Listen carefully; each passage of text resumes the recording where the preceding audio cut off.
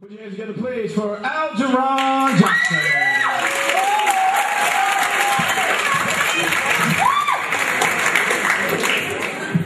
So,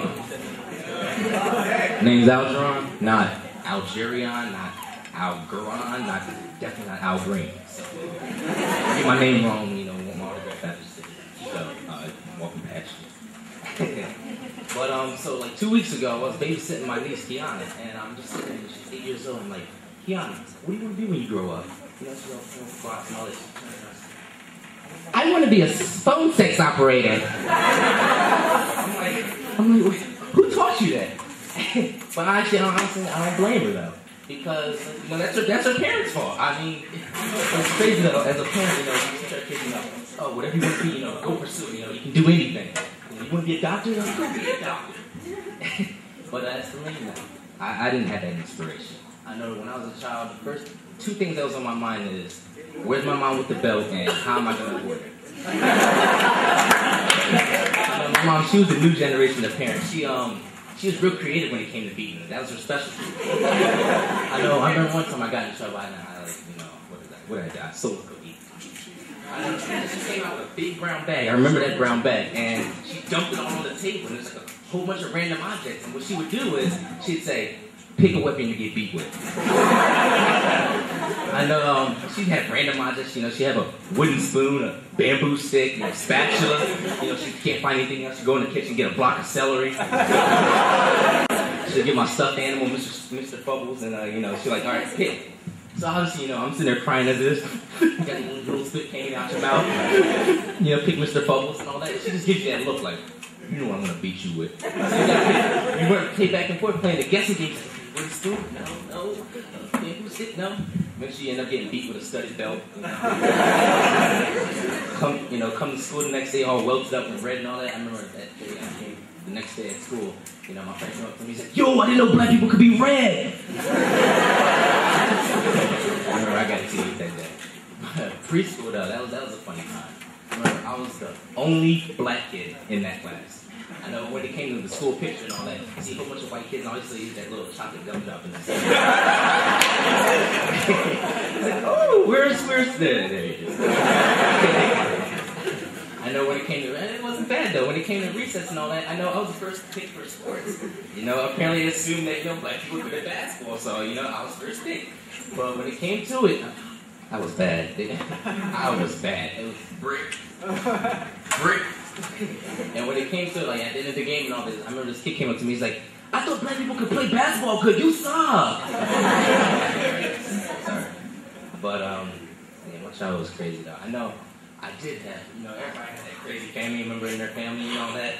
You know, that one guy that you just say, all right, you tell your friends to stay away from him. All right. My family was Uncle Joe. I know this man was funny, at the same time crazy. I know this man was on sleep medicine 24/7. He would literally take sleep medicine during the day. For whatever reason, I don't know. I know one time we went to Philly, I know Uncle Joe, because of the sleepiness, he would actually doze off in mid-sentence when he was talking to me. That's how bad it got. So, you know, because of his health and all, he couldn't drive and all. So I remember, you know, went to Philly. He's like, you know, all right, nephew, I need you to go to the corner store, right? You know, give me some cigarettes. I need you to give me some honey buns. Your Aunt Monica, leave out the window when she's going to work one day, so I need you to go get a ponytail for her, too.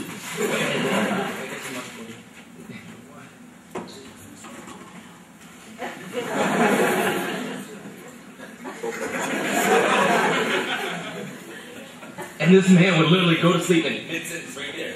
It got to the point where we'd actually leave him in the family room. We'd go back and sit and watch TV while he's sitting in the corner sleeping. I remember he would have nightmares too. So like, I remember one time we were watching Valentine's,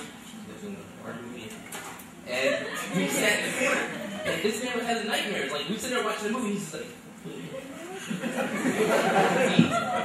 And I remember I went to check up on him and all that, and I was like, Uncle Joe, you all right?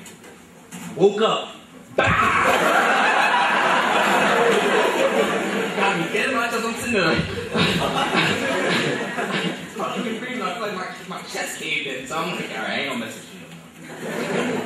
But I know one thing that sticks out in my mind though when it came to childhood was church. Sundays. Sundays was a thing to remember because as a kid, you know that you don't know anybody. Honestly, everybody got the same wrinkles in their face, so they all look the same to you. So, you can't tell anybody quite, but, the cool thing about my church is that when you first walk in, there's about 12 people in there just waiting, just waiting to hug you. You don't even know them. And I remember my experience was, it's all big moving that coming towards you. Oh, man! And it's like your intentions are to motorboat your head. You run up to it. Oh, how you doing? And they smelled in my face. It's like putting a marble in between two watermelons. It was bad. I know, and apparently when you go there, everyone's related to you somehow. Apparently when I went there, I had 12 grandmothers as my everyone was related. Oh, this is your auntie's boyfriend's half cousin. You should know him. But I know everyone that's been to a Baptist church, Protestant, etc., has seen the Holy Spirit in action. I know when it came to it, you had that one old lady, sitting there, playing with the person, praise Jesus, just sitting there, playing with the person. Then the Holy Spirit just starts getting into her. She starts swinging her shoulders. Starts feeling it.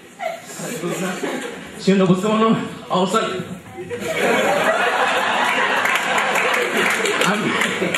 she just go off. She go to town. I remember when I was little, lady she caught the Holy Spirit and back at me. All I know is I'm sitting there, not knowing what's going on. She's behind me. Who's bouncing on top of my head? Playing on my head like a conga. I don't know what was going on, but my childhood was something to remember. Well, that's my time. I'm Algeron. Peace out.